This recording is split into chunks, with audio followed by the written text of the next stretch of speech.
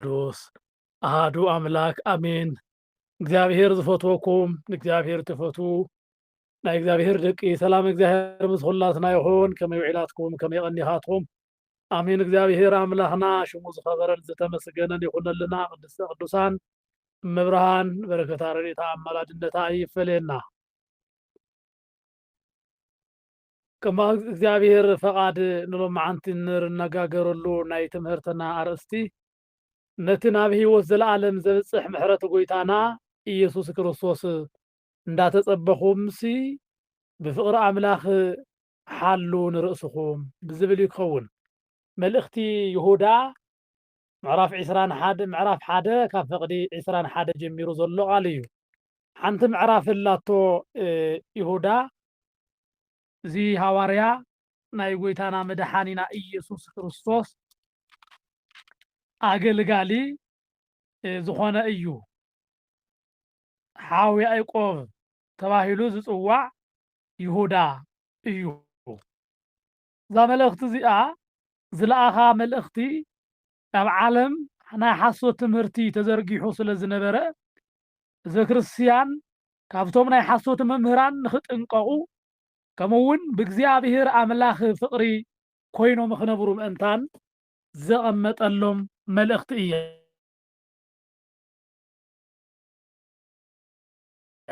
እዛ ሃዋርያ እዚ እዛ መልእኽቲ እዚኣ ዝፀሓፈሎም ብቀንዲ ዕላማ ካብ ሓሶተኛታት መምህራን ንርእሶም ክሕሉ ምእንታን መልእኽቲ ይፅሒፍሎም ኣሎ። እግዚአብሔር አምላኽ እቲ ዝረሓቐ ኣቕሪቡ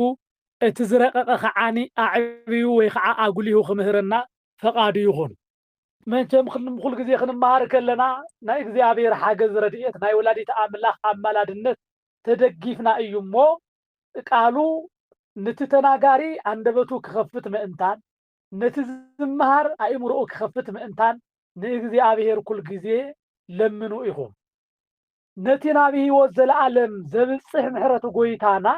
ኢየሱስ ክርስቶስ እንዳተጸበኹም ንርእስኹም ሓሉ ይብለና። ዕለት ምጽአትና ዕለት ሞትና እስካዕ ትበጽሕ ኣብዛ ምድሪ እዚኣ እስካዕ ዘሎና ብናይ እግዚአብሔር አምላኽና ቃል ጸኒዕና ክንነብር ቅዱስ ይሁዳ ይነግረና ኣሎ። ምክንያቱ ካብታ ቅድስና መንገዲ ካብ ፍቕሪ እግዚአብሔር ዘውፅኡ ኣብ ዓለም ስለ ዝመፁ እዩ። ኣቱም ፍቑራተይ ንስኻትኩም ግና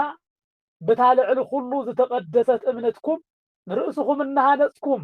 ብመንፈስ ቅዱስ ጸልዩ ይብልና። ብመንፈስ ቅዱስ እንዳጸለና ንእግዚአብሔር አምላኽና ክንኽተሎ ከም ዝግባአና ይነግረና ኣሎ። ነቲ ናብ ህይወት ዘለዓለም ዘብፅሕ ይብልና። ናብ ምንታይ ዘብፅሕ? ናብ ህይወት ዘለዓለም ናብ ህይወት ዘለዓለም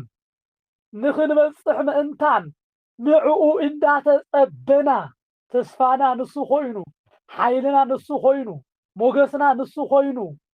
ቅልጽምና ንሱ ኮይኑ ንዕኡ እንዳተጸበና ነታ ዘይተሓልፍ መንግስቱ ክንጽበያ ከም ዝግባአና መልእኽቲ የቐምጠልና ኣሎ። ነቲ ናብ ህይወት ዘለዓለም ዘብፅሕ ምሕረት ጎይታና ኢየሱስ ክርስቶስ እንዳተጸበኹም ንርእስኹም ብፍቕሪ እግዚአብሔር ሓሉ። ንርእስና ብፍቕሪ እግዚአብሔር ክንሕሉ እግዚአብሔር ይርዳአና። ፍቕሪ ካብ ኩሉ ንላዕሊ እያ። ፍቕሪ እምነት ብዘይ ፍቕሪ፣ ምግባር ብዘይ ፍቕሪ፣ ኩሉ ነገር ብዘይ ፍቕሪ ዝግበር ነገር ሁሉ ንእግዚአብሔር ክገልጽ ኣይኽእልን። ምክንያቱ ፍቕሪ እግዚአብሔር እዩ ተባሂሉ ኣሎ። ፍቕሪ መን እዩ? እግዚአብሔር እዩ። ፍቕሪ ዘለዎ ሰብ ዝገበሮ ነገር ሁሉ ክሳኸዓሉ እዩ። ዝሰርሖ ነገር ሁሉ ክፍጸመሉ እዩ።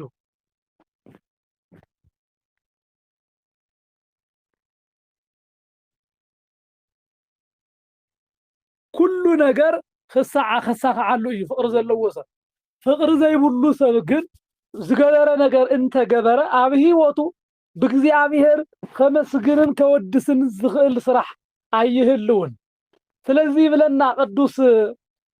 ዮሐንስ እውን ከምቲ ኣቦ ኣፍቂሩኒ ዘሎ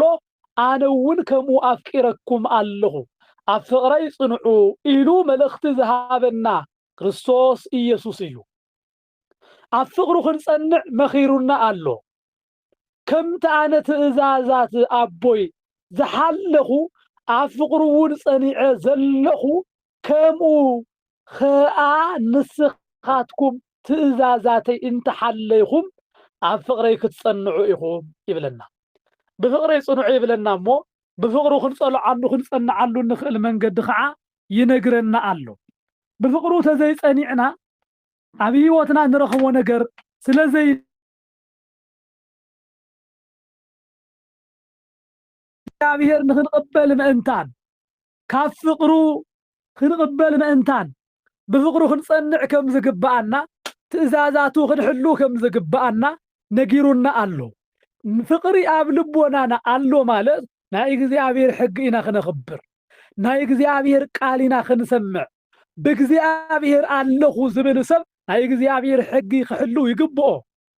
ተዘይኮይኑ ግን ትእዛዝ እግዚአብሔር እንብሎም ኣብ ዓለም خفات من كنينة تنقل زياتهم كله كابه وتنا مرحقيه لو مجزيابير بفقر يصنعي بلنا قالو نمخانو بفقر صنعنا دينا نحواتنا نفتو دينا نبصوتنا نفتو دينا نسدرانا نفتو دينا سبات نزخونو كله نفتو دينا اذن تغيرنا بجزيابير فقر قالونا مالت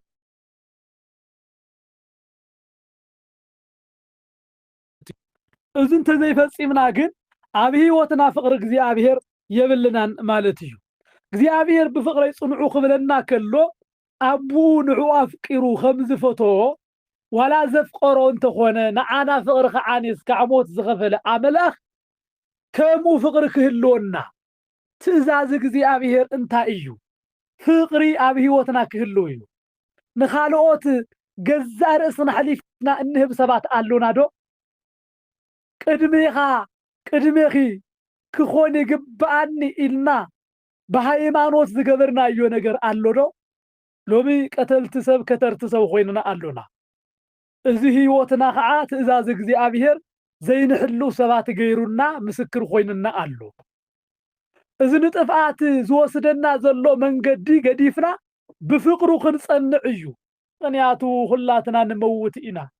مسموتنا جن ክርስቶስ አምላኽና خمس كله نخلاتنا زهبنا واقع الله نسو بفقرو تزيحالي لايو نعو قالو تقبلنا بقالو تزيز أنعنا تمهرت طرح تخوين هيوتنا كرستنا شم طرح تخوين هيوتنا فقر زي بلنا أنت خوينا انداينا مالتيو بادو إنا نزكو يقدس باولوس انبا انتا فلسكو تأمرات انت قبرخو فقر تزيب الليقن خمس أنا صلية بلا أب قدامي قرنطس معرف عسرت ثلاثة خندري كلنا زعما فقري يناقرمو فقر زيبولو أقلقلوت فقر زيبولو مسوات فقر زيبولو صوم فقر زيبولو كرسنا منم ترقم زيبولو مخانو ينقرنا قالو قدوس بيتروس ون خلاي بيتروس معرف ثلاثة فقر عسرت حدا خمزي بلنا دقيم إذا كله زفلالة خاب كونه سلئو سماوي تبحوي مخيخو زفلالة له فترة سماي برسني زمكلو نتي مساعات معالتي أملاخ اندا تصبخم إنا قلتفكمن بقدوس نبرتن بفرحات እግዚአብሔርን كما يزبلو كتخون يزقبأكم يبلنا تا بفقر النصبيا جزء من الوقت أبزا مدرزي آخر نبر كلنا عياشو اليوم كتب لنا تخيل نقرية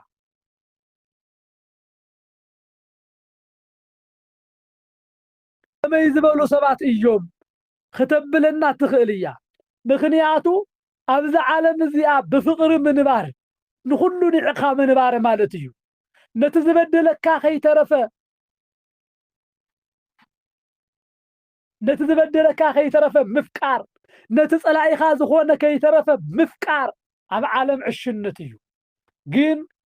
أملاخنا እግዚአብሔር ግን بفقري إندا تسبخم كبلنا كله أبز عالم زيا بقلنياتات كيخونكم أبز عالم زيا طفاتنياتات كيخونكم كله بفقري حيزكم نبرو يزولنا زلو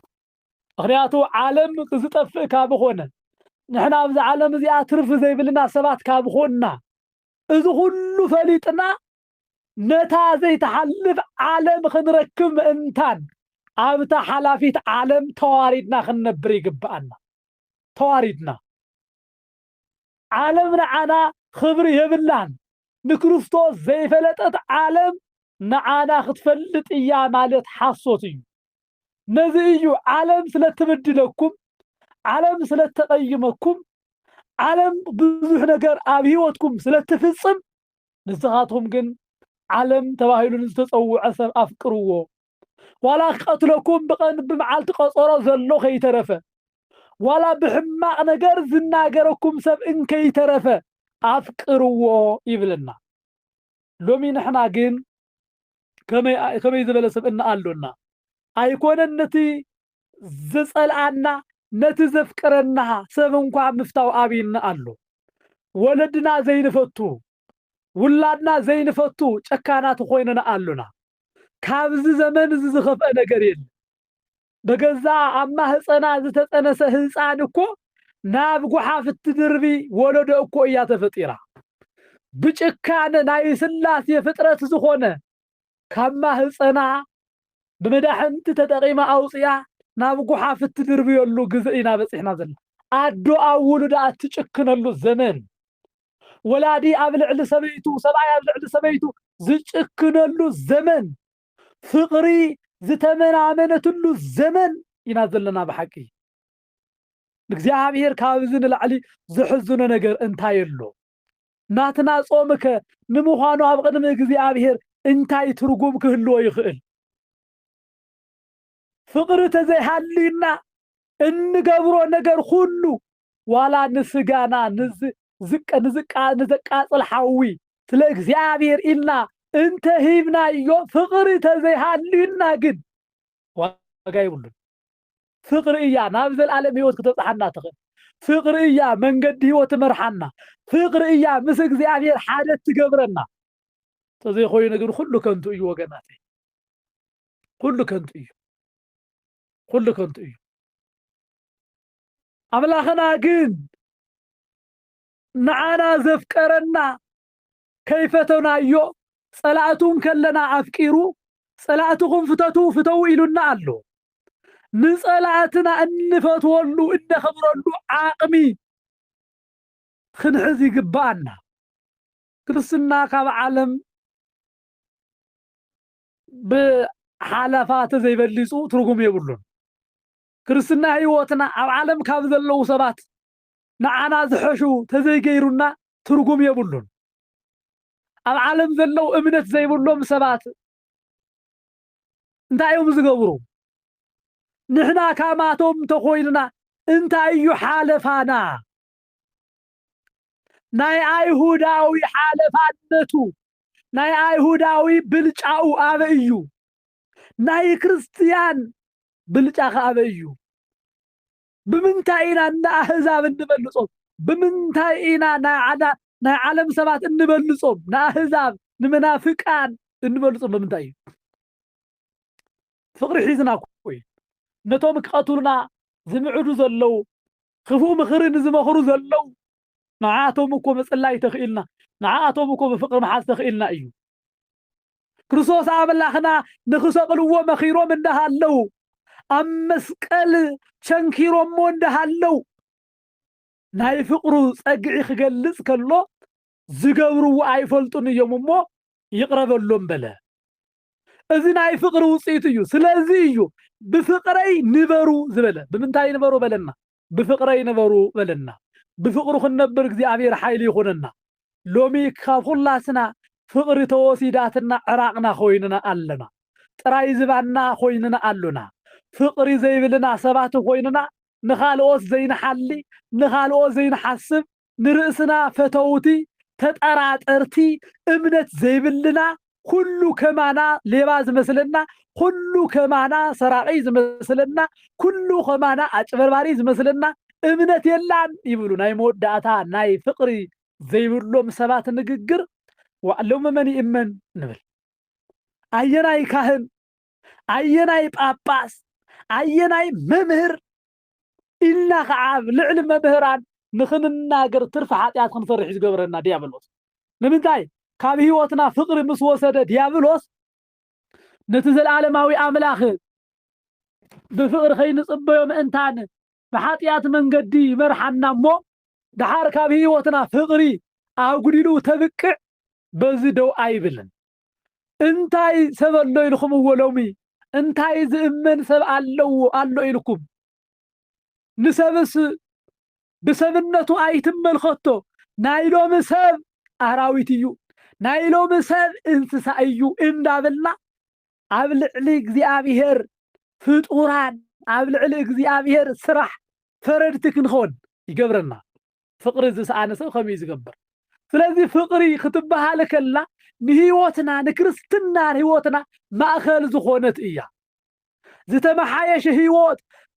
ክህልወና እትገብር እያ በዛ ፍቅሪ እዚኣ ኢና ካብ ዓለም ሰባት እንፍለየላ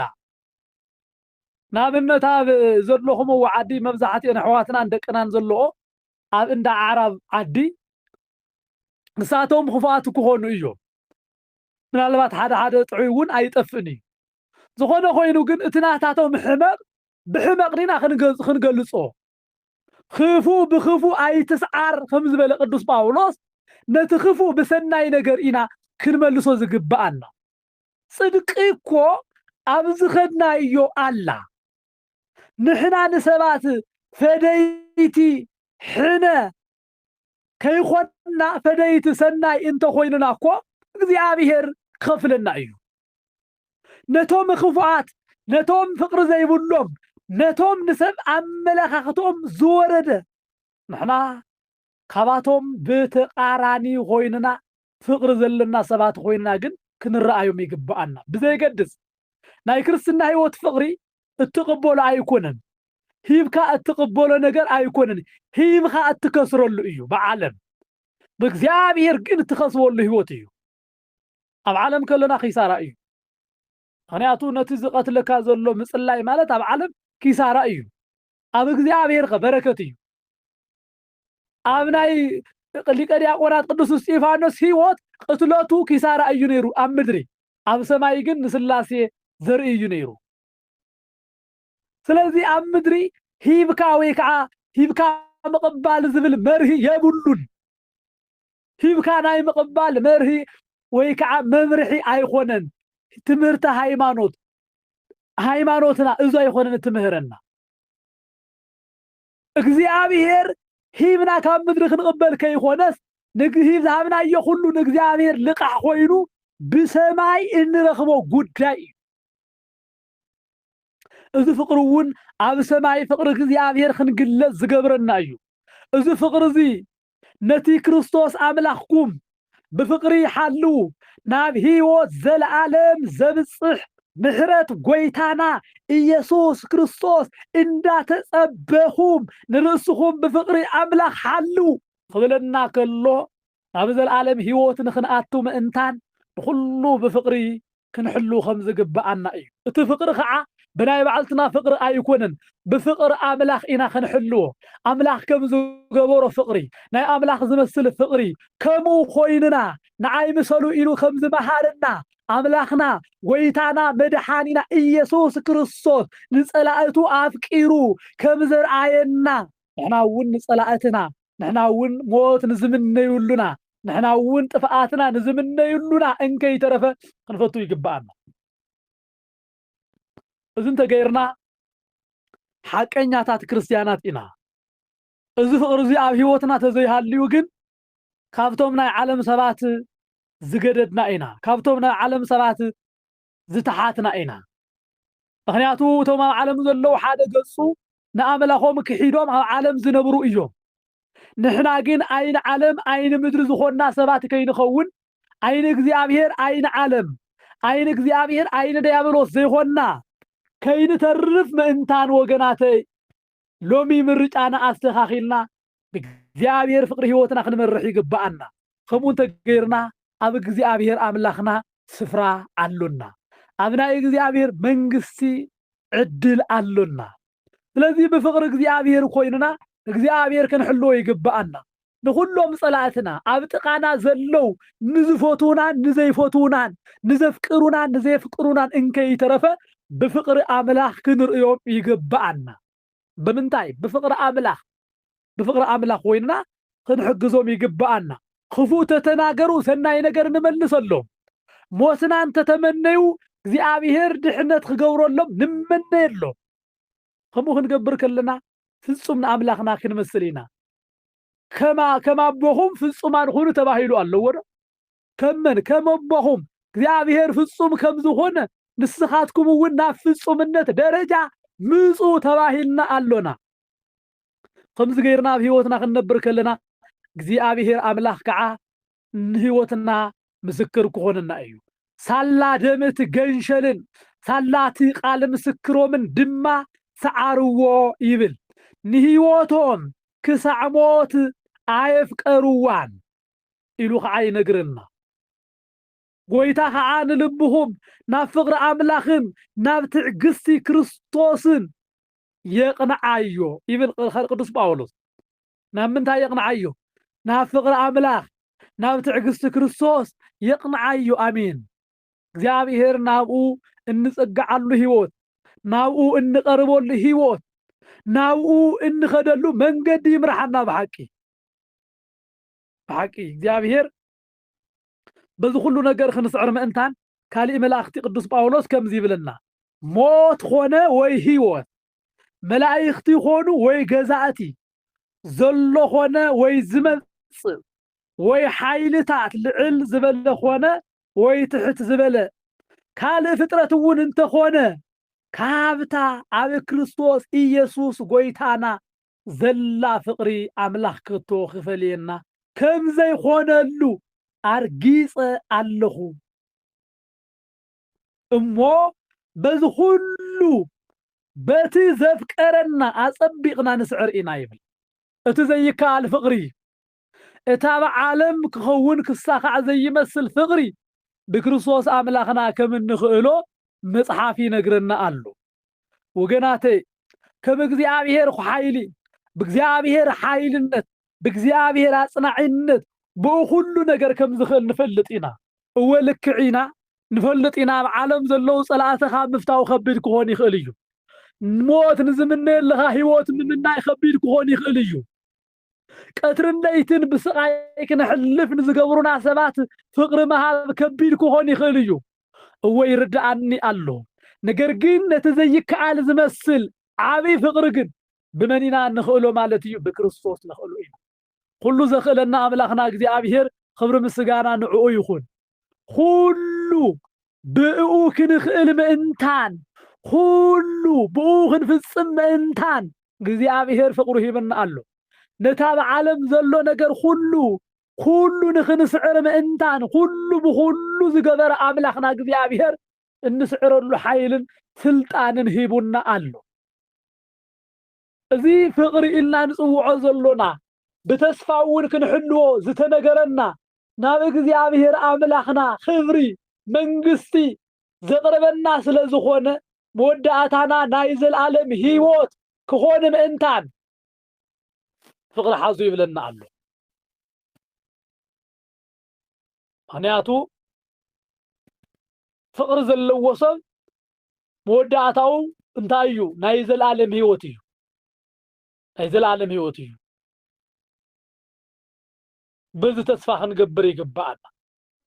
رومي معراف حموشته كفقر حموشته ناي قدوس باولوس ملختي بتي توهبنا منفس قدوس فقر املاخ ابلبنا سلازفسسه ابلبنا انتاي سلازبله ابلبنا سلازفسسه اتا تسفا دما اي تحفرن ايا يبل تسفا زبلنا ايا زلالماوي هيوت ايا اتا زلالماوي هيوت تسفا እግዚአብሔር اي تحفرن ايا ፍቅር አምላኽ ኣብ ልቦናና ፈሲሱ ኣሎ እግዚአብሔር አምላኽ ፍቅሩ ኣብ ልቦናና አፍሲሱልና ኣሎ እታ አምላኽና እግዚአብሔር ኣብ ልቦናና ዝፈጸመልና ነገር እግዚአብሔር አምላኽ ንህይወትና ዝገበሮ ነገር ብምርአይ ፍቅር እግዚአብሔር ኣብ ህሊናና ኣብ ልቦናና ስኢልና ብምሓዝ እግዚአብሔር አምላኽና ክንጽበዮ ይግባአና ወግና ዝተረፈና ጊዜ أزي وحدي زلنا جزء أزي وحدي زمنه حصيريو ዘመኑ ተወዲዩ አሎ ካብቲ እንነብሮ ዝለዓለ ዝነበርናዮ ብዙሕ እዩ